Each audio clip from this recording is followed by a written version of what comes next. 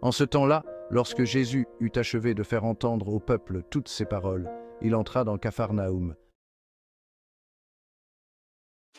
Il y avait un centurion dont un esclave était malade et sur le point de mourir. Or, le centurion tenait beaucoup à lui.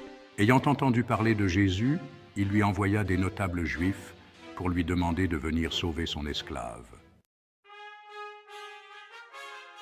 Arrivé près de Jésus, ceux-ci le suppliaient instamment. Il mérite que tu lui accordes cela. Il aime notre nation. C'est lui qui nous a construit la synagogue. Jésus était en route avec eux et déjà il n'était plus loin de la maison quand le centurion envoya des amis lui dire « Seigneur, ne prends pas cette peine, car je ne suis pas digne que tu entres sous mon toit. C'est pourquoi je ne me suis pas autorisé moi-même à venir te trouver. Mais dis une parole et que mon serviteur soit guéri. Moi, je suis quelqu'un de subordonné à une autorité, mais j'ai des soldats sous mes ordres. À l'un je dis « Va » et il va. À un autre « Viens » et il vient, et à mon esclave « Fais ceci » et il le fait. Entendant cela, Jésus fut en admiration devant lui. Je vous le déclare, même en Israël, je n'ai pas trouvé une telle foi. Revenus à la maison, les envoyés trouvèrent l'esclave en bonne santé.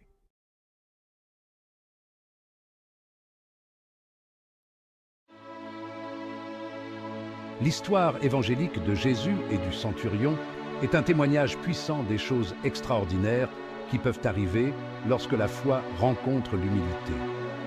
Un centurion, un officier romain, s'approcha de Jésus avec une supplique désespérée. Son serviteur, quelqu'un qui lui tenait à cœur, était gravement malade et il avait besoin de l'aide de Jésus. Ce centurion, bien qu'homme d'autorité et de pouvoir, s'humilia devant Jésus. Il reconnut le pouvoir de Jésus et sa propre indignité à le recevoir chez lui. « Seigneur, je ne suis pas digne que tu entres sous mon toit, » avoua le centurion. « Dis seulement un mot et mon serviteur sera guéri. » L'humilité du centurion est frappante. Il a reconnu que son statut social ne signifiait rien devant Jésus. Ce qui comptait, c'était sa foi, sa croyance absolue en la puissance de Jésus pour guérir. Il a compris que Jésus n'avait pas besoin d'être physiquement présent pour accomplir des miracles. Sa parole suffisait. C'est là que réside la vraie foi, dans le cœur qui reconnaît ses propres limites et s'abandonne à une puissance supérieure à la sienne. L'humilité du centurion a permis à sa foi extraordinaire de s'épanouir. Jésus fut émerveillé par la foi du centurion, une foi qu'il n'avait même pas trouvée en Israël. « En vérité, je vous le dis, » s'exclama Jésus, « je n'ai trouvé personne en Israël avec une si grande foi. Imaginez cela. Un soldat romain, symbole de la force occupante, a fait preuve d'une plus grande foi que ceux qui connaissaient intimement les enseignements de Jésus. Cela souligne une vérité puissante. La foi transcende les frontières culturelles et sociales. Elle réside dans les profondeurs d'un cœur humble et réceptif.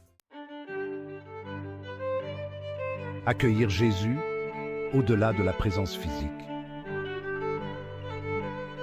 La rencontre de Jésus avec le centurion nous enseigne que la vraie foi va au-delà de la simple présence de Jésus dans nos vies. Il s'agit de l'accueillir dans nos cœurs, de faire de lui la pierre angulaire de notre être. Le centurion a compris cela. Il savait que Jésus n'avait pas besoin de mettre les pieds chez lui. Sa foi, sa supplique sincère, suffisaient. Combien de fois limitons-nous notre foi à des rituels physiques ou à des apparences extérieures? Invitons-nous vraiment Jésus au plus profond de nos cœurs, permettant à ses enseignements de nous transformer de l'intérieur. L'étreinte de la foi, humilité et confiance. L'histoire du centurion est un phare d'espoir, nous rappelant la puissance de la foi enracinée dans l'humilité. La vraie foi ne consiste pas à exiger des miracles ou à dicter des conditions à Dieu. Il s'agit de renoncer à notre volonté, de reconnaître nos limites et de faire confiance à un amour sans limite. Lorsque nous nous approchons de Dieu avec humilité, reconnaissant notre besoin de sa grâce, nous nous ouvrons à l'expérience de la plénitude de son amour. L'histoire du centurion nous rappelle que même une graine de moutarde de la foi lorsqu'elle est plantée dans le sol fertile de l'humilité, peut déplacer des montagnes. S'inspirer de l'exemple du centurion. Efforçons-nous d'incarner l'esprit du centurion dans nos propres vies. Approchons-nous de Dieu avec humilité, reconnaissant notre besoin de sa direction et de sa grâce. Cultivons une foi qui ne se limite pas aux rituels ou aux apparences, mais qui imprègne tous les aspects de notre être. Et tandis que nous embrassons le pouvoir transformateur de la foi et de l'humilité, souvenons-nous des paroles de Jésus, car quiconque s'élève sera abaissé, et quiconque s'abaisse sera élevé.